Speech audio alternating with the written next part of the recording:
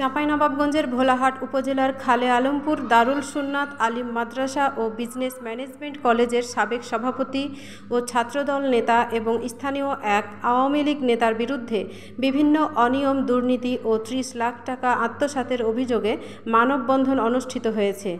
রবিবার সকাল ১০টার দিকে ভোলাহাট উপজেলার খালে আলমপুরে মাদ্রাসা ও কলেজের প্রধান ফটকের সামনে এই মানববন্ধনের আয়োজন করে প্রতিষ্ঠানটির শিক্ষক, শিক্ষার্থী ও স্থানীয় এলাকাবাসী। এ সময় মানববন্ধনে বিগত সরকারের আমলে থাকা গভর্নিং কমিটির সাবেক সভাপতি ও বিএনপির সাবেক সংসদ আলহাজ মোহাম্মদ আমিনুল ইসলামের ব্যক্তিগত সহকারী, জেলা ছাত্রদলের সাবেক সহ-সভাপতি ও ভোলাহাট উপজেলা ছাত্রদলের সাবেক সাধারণ সম্পাদক কায়সার আহমেদ কোচির দুর্নীতি ও অপকর্ম তুলে ধরেন বক্তারা। এই সময় বক্তারা বলেন, একটি ইসলামিক প্রতিষ্ঠানের বিভিন্ন খাতের টাকা আত্মসাৎ করে নিজের ব্যক্তিগত কাজে ব্যয় করেছেন। বিগত সরকারের আমলে মাদ্রাসার উন্নয়ন প্রকল্পের জন্য আসা বিশাল পরিমাণ অর্থ লোপাট ও নিয়োগ বাণিজ্য করে মাদ্রাসার উন্নয়ন তো দূরের কথা, নিজের উন্নয়ন করেছেন।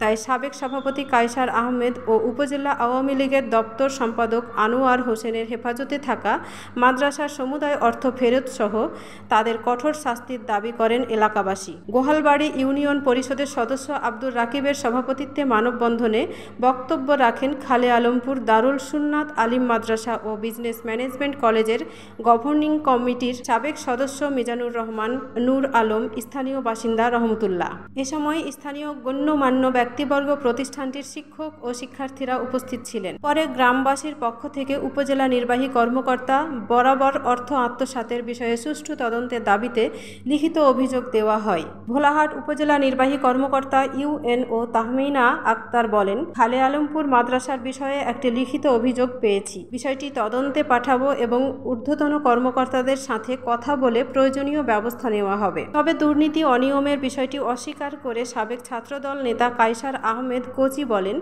আমার বিরুদ্ধে মানববন্ধন তারা উদ্দেশ্য প্রণোদিতভাবে করেছে। এই সময় অনিয়ম দুর্নীতির সাথে আমি জড়িত নই। এই সব অনিয়ম দুর্নীতির সাথে আমি জড়িত নই। Desk report, Chapai journal, Chapainawabganj.